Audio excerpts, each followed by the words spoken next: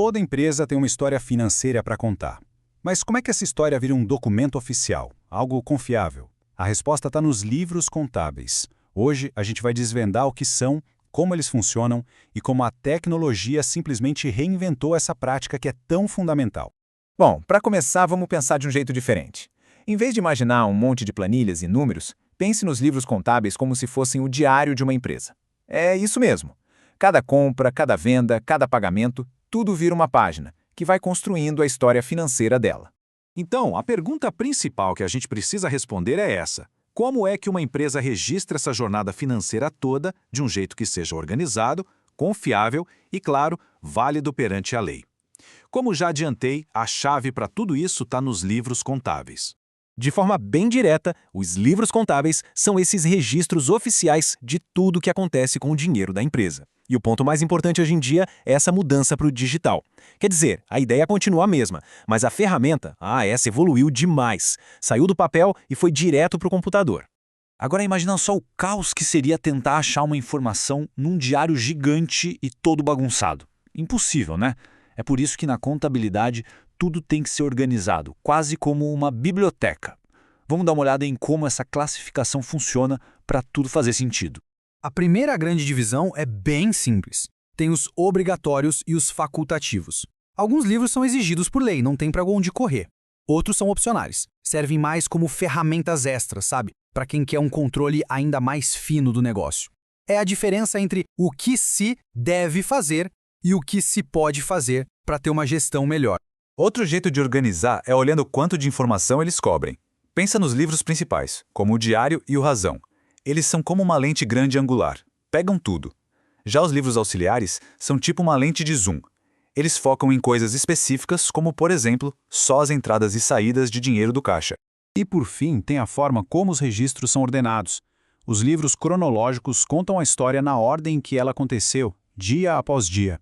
Já os sistemáticos, eles pegam essa mesma história e dão uma reorganizada, agrupando tudo por temas. Por exemplo, juntam tudo de um cliente só ou de uma conta específica. Mas, claro, para esse diário financeiro ser levado a sério, ele precisa seguir umas regras bem estritas. É como se fosse o controle de qualidade da contabilidade. Sem essas formalidades, a informação não teria valor nenhum, nem para investidores, nem para o governo e nem para os próprios donos da empresa. E essas regras se dividem em dois tipos bem fáceis de entender. As intrínsecas são sobre o conteúdo, ou seja, o que está escrito ali dentro. Já as extrínsecas cuidam da embalagem, do livro em si, para garantir que ele é autêntico e válido. Olhando para as regras internas, a gente vê que o objetivo é ter clareza total. Tudo tem que ser escrito em português e em reais, seguindo a ordem certinha do tempo. E o mais importante, não pode ter rasura, borrão, nem aquele espacinho em branco suspeito. A precisão aqui tem que ser absoluta. Já as regras externas são como um selo de aprovação oficial. O livro precisa ser autenticado na junta comercial, é o que dá validade legal para ele, tipo registrar um documento no cartório, e ele tem que ter os termos de abertura e de encerramento, para deixar bem claro qual período ele está cobrindo. Certo, agora vamos focar nos dois grandes protagonistas dessa história, o livro diário e o livro Razão. Eles são a dupla dinâmica de qualquer contabilidade. Entender como eles trabalham juntos é simplesmente fundamental. O jeito mais fácil de entender a relação deles é o seguinte: o diário é o cronista. Ele anota tudo o que acontece na ordem exata. O Razão, por sua vez, é o historiador. Ele pega todas essas anotações do diário e organiza por assunto: vendas, salários, impostos e por aí vai. Vamos colocar os dois lado a lado para ficar bem claro. Primeiro, sobre a obrigatoriedade. O diário é para todo mundo, não tem exceção.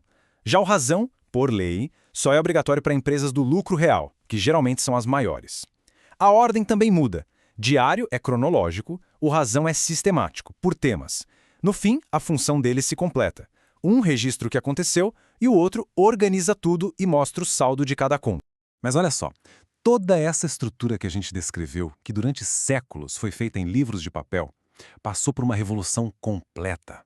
A tecnologia chegou e transformou a contabilidade. E essa revolução tem nome: SPED.